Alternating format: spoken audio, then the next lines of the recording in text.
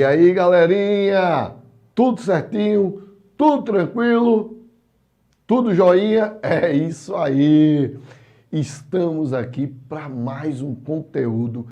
Hoje nós vamos trabalhar o ECA, mais conhecido como Estatuto da Criança e do Adolescente. Emanuel, é difícil estudar o ECA? Emanuel, como é que eu faço para estudar o ECA? Pessoal, presta atenção. O ECA realmente é relativamente grande, tem mais de 200 artigos, não é? Mas nós não vamos tratar de todos os artigos aqui não, tá certo? Entenda, a gente tem que trabalhar o que se refere ao cargo que você vai prestar. Então, por exemplo, você vai prestar o concurso para a guarda municipal, para agente de trânsito. Precisa ver o ECA todo? Não. Mas está lá no edital, Emanuel. Está lá no edital. Mas ele não vai colocar pontos que não se referem à função de vocês. Por exemplo, só para vocês terem ideia, tutela e curatela. Tutela e curatela não interessa para a guarda municipal. O que interessa para a guarda municipal, o que interessa tutela e curatela seria para o defensor público, concurso de defensoria pública, juiz, Ministério Público. Então a gente tem que seguir, entenda, os pontos que mais caem em concurso para os seguintes cargos: Polícia Militar, Guarda, Polícia Civil, Polícia Rodoviária e PF. Então a gente tem que seguir essa linha. Então, geralmente, esses concursos também cai o ECA. E ele vai abordar todo o ECA? Claro que não. Ele vai abordar pontos específicos que têm relação com a função. E é isso que a gente vai fazer.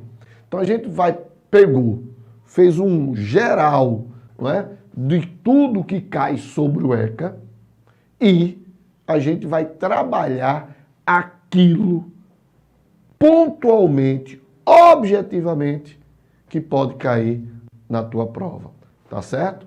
Bem, você vai ter contato com crianças, com adolescentes, crianças que sofreram maus tratos pelos pais, não é? Então, você vai lá junto com o conselho tutelar, então você vai ter esse contato com a criança ou adolescente. Por isso a necessidade do Estatuto da Criança e do Adolescente no teu conteúdo programático. Bem, então, estudar o ECA. Como se deve estudar o ECA? Tem uma parte doutrinária e tem uma parte, infelizmente, que é a maior parte, que é decoreba.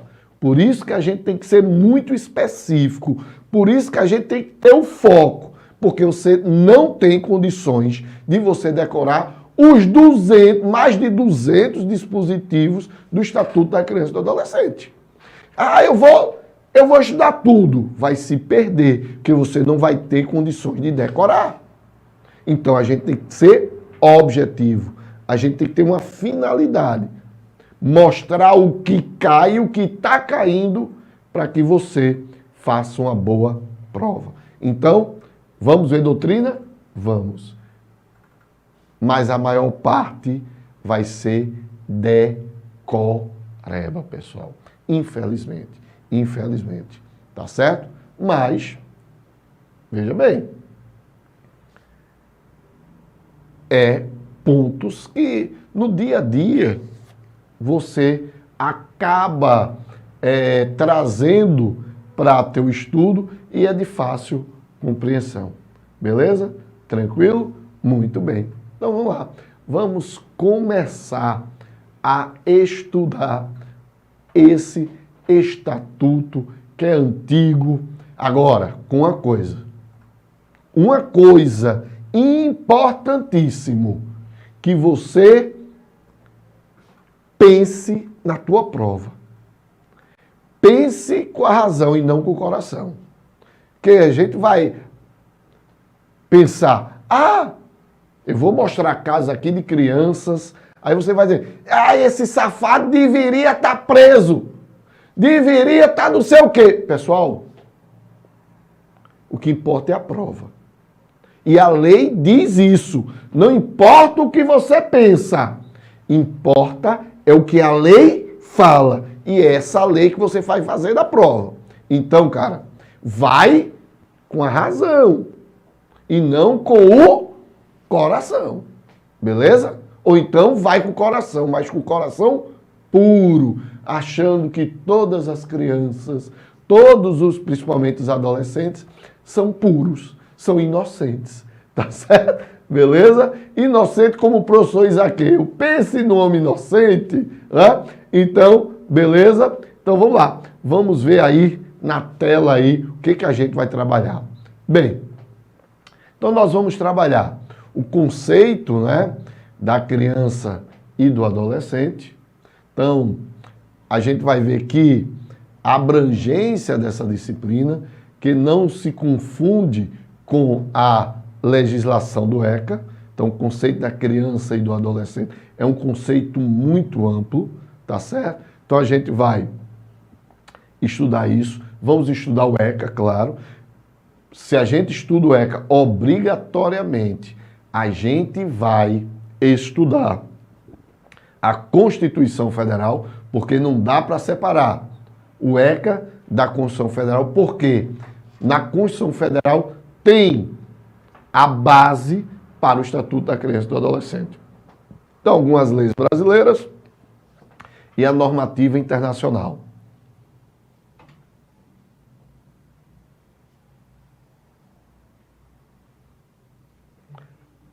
Vamos lá. A normativa internacional. Nós não vamos estudar, apenas para que vocês saibam, não é? Não vamos nos aprofundar. É só para vocês saberem que você tem a normativa internacional, você teve a Declaração dos Direitos da Criança, não é? Isso foi feito em Genebra, em 1924. Temos também a Declaração Universal dos Direitos da Criança, em 1959, e a Convenção Internacional dos Direitos da Criança, em 1989, já depois, né, da Constituição Federal de 1988. Bem, tudo isso, vejam que o Estatuto da Criança, ele se baseia não só na Constituição, mas também em normas internacionais. Bem, a doutrina na Constituição que nós vamos estudar é o artigo 227 da Constituição Federal. É uma nova doutrina, né, superando a doutrina anterior, que tratava a criança como situação irregular. Tá? Então, a doutrina anterior tratava a criança como situação irregular. Hoje, a gente vê que a Constituição trouxe a criança e adolescentes, claro, como sujeitos de direitos. Por isso, foi criado o Estatuto da Criança e do Adolescente, baseado no artigo 227 da Constituição, que determinou que crianças e adolescentes são sujeitos de direitos. Então, as doutrinas, não é? As doutrinas referentes ao direito da criança e do adolescente. Quais são? Peraí, deu um probleminha aqui na tela. Calma aí, viu, pessoal?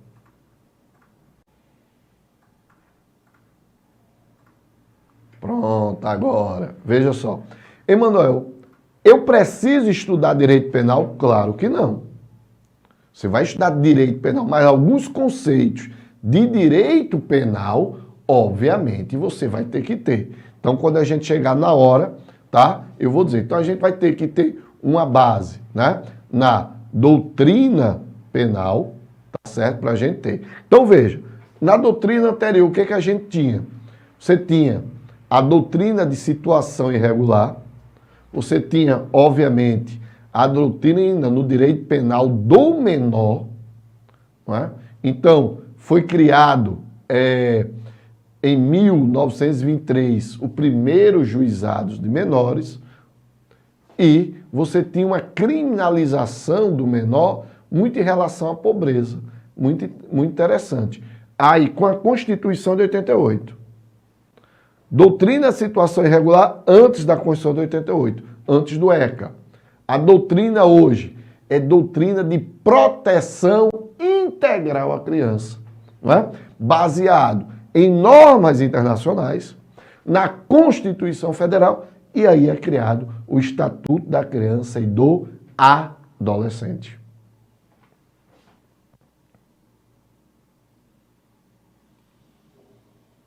Aí nós temos aqui uma evoluçãozinha histórica. Emanuel, eu vou precisar trabalhar essa evolução histórica? Não, é só para vocês terem ideia, né? Então, primeiro momento em que se buscou trabalhar com a proteção à criança e do adolescente aconteceu em 1874, no caso Mary Anley, tá? Depois, em 1924, você tem a Declaração dos Direitos da Criança em Genebra. 1959, já após a criação da ONU, né? A ONU é criada em 1948. Você tem a Declaração Universal dos Direitos da Criança. Em 1989, você tem a Convenção Internacional dos Direitos da Criança. Aí vem 2008, não é? Que é o início de alterações legislativas no Brasil com âmbito para a proteção do menor. Beleza? Então vamos lá. Então, a partir de agora, aí sim, aí vamos iniciar realmente o Estatuto da Criança e do Adolescente, iniciando por dois dispositivos, que é a Constituição. Lembre-se sempre, a Constituição, ela é a norma que serve de validade para todos os outros elementos, todos os outros disciplinas normativas. Então, a Constituição é aquela que serve de fundamento de validade para todos os outros regulamentos normativos, como direito penal, processo penal, direito civil e, inclusive, o Estatuto da Criança. Então, para a gente estudar o Estatuto da Criança, obrigatoriamente são importantes dois dispositivos da Constituição. O artigo 227 e o artigo 228. Tá certo? Artigo 227, artigo 228. E o que é que o artigo 227 da Constituição nos fala? Bem, lembrando que esse artigo 227, ele está dentro, não é, daquele capítulo da família, da criança e do adolescente. É dever da família, da sociedade e do Estado.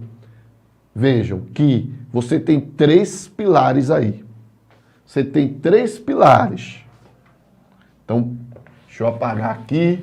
O artigo 227 da Constituição nos informa três pilares: a família, a sociedade e o Estado. Aí, isso é bom porque, por exemplo, é muito comum os pais, que não são pais realmente, chega para a criança, a escola deve educar. A escola deve educar. Fudeu os professores, né? Por quê? Porque a responsabilidade, pessoal, a escola estaria aqui, a responsabilidade não é somente da sociedade educada, não. A sociedade, A responsabilidade da educação também é da família. E tem pais que não, né? A escola educa. Ou seja, o pirraia, a criança, o adolescente não tem uma educação em casa. Aí o que é que acontece? Fode o professor.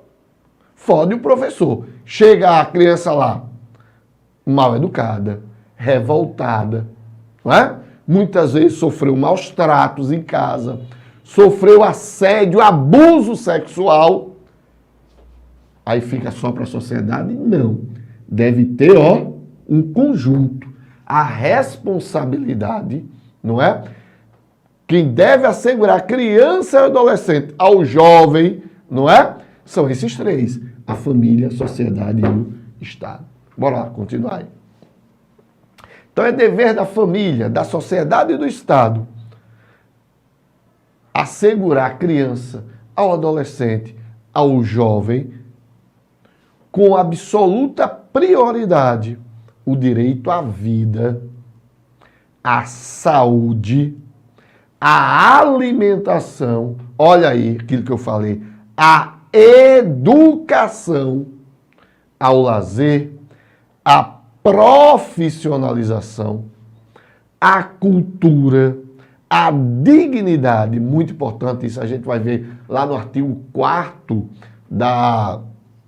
do Estatuto da Criança e do Adolescente, a questão, né, que o Estatuto da Criança e do Adolescente, ela dá esse suporte, ela tem como finalidade, tem como objetivo a dignidade da criança, que é um fundamento da República Federativa do Brasil, previsto lá no artigo 1º, que é a dignidade da pessoa humana.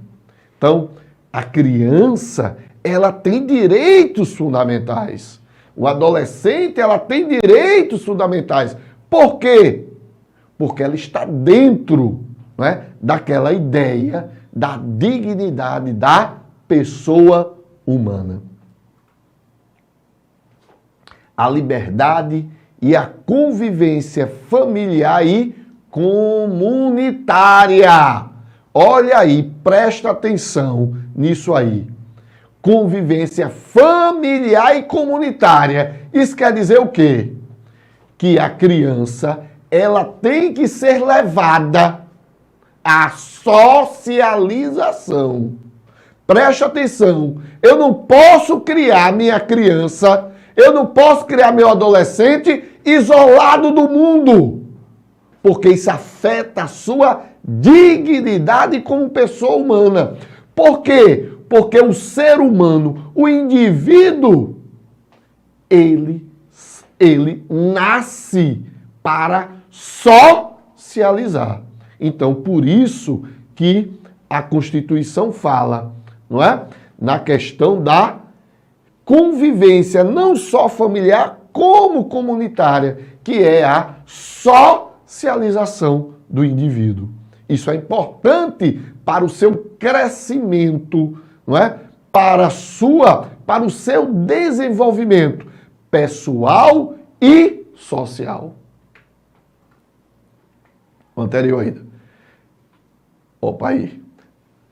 Além de colocá-los a salvo de toda forma de negligência, discriminação, exploração, violência, crueldade e opressão. Artigo 228, a gente vai ver agora não. Primeiro eu quero que vocês tenham uma geralzinha, eu fiz um esqueminha ali, uma artezinha, é mais ou menos isso aqui, ó. Então você tem o artigo 227, combinado com o artigo 4º do Estatuto da Criança e do Adolescente, que eu falei para vocês, a questão da dignidade. Então ó, no centro, os três pilares. É dever da família, é dever da sociedade e do poder público, que representa o Estado, assegurar liberdade, saúde, né? Direito à vida, dignidade, cultura, lazer, profissionalização, esporte, convivência comunitária, convivência familiar, educação, respeito. respeito, tá certo? Então, você vai, quando você lê o artigo 227, o que você vai fazer? Você vai lá no artigo 4º, lá do ECA. Faz essa leitura em conjunto. 227 e 4º do ECA. Tá certo? Beleza? Agora sim. Visto isso, a gente volta para o artigo 228. Por que é importante a gente analisar o artigo 228?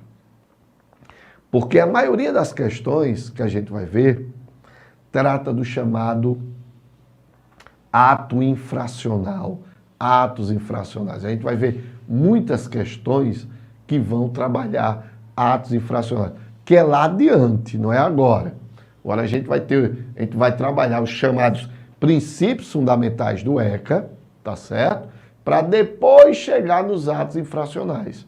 Mas você, para iniciar o ECA, você obrigatoriamente tem que entender o artigo 228 e mais 2 artigos que eu vou ler para vocês, tá certo? Mas a ideia é o seguinte, olha o que o artigo 228 diz.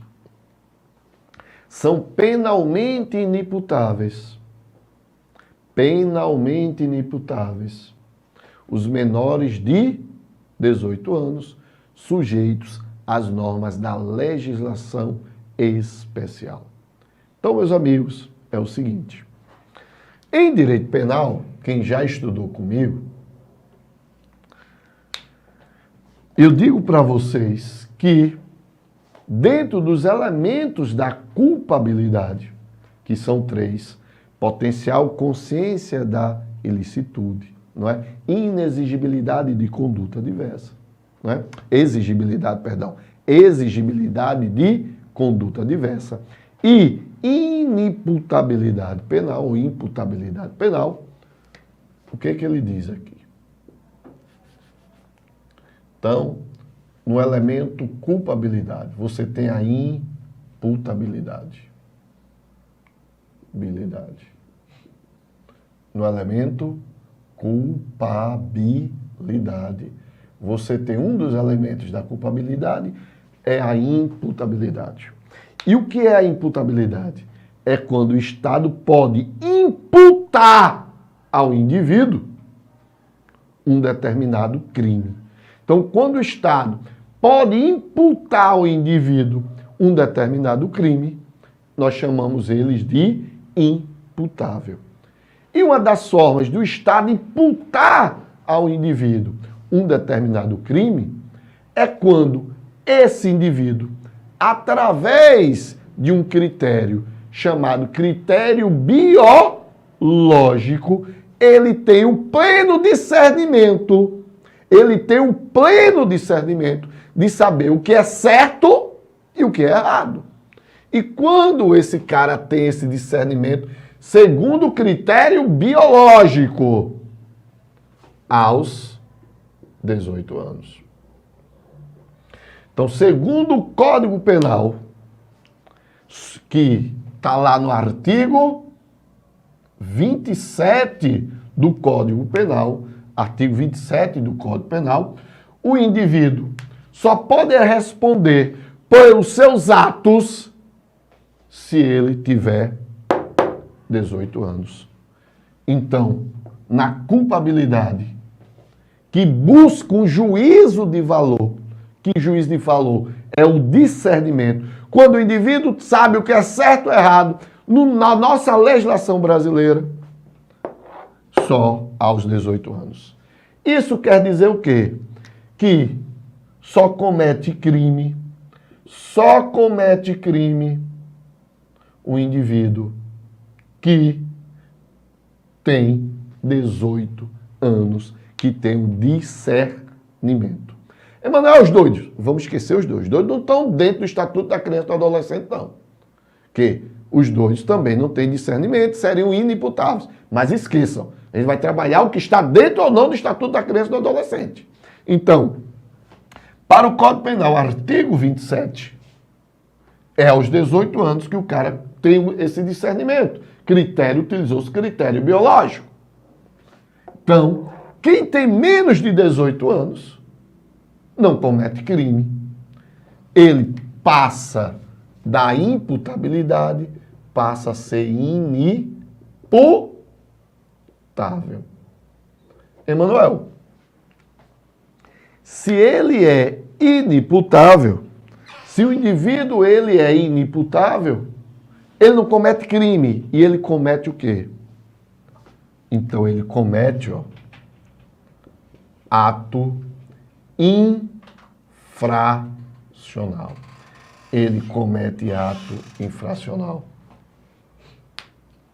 Ora, isso quer dizer o seguinte: se um jovem de 17 anos atirar em alguém,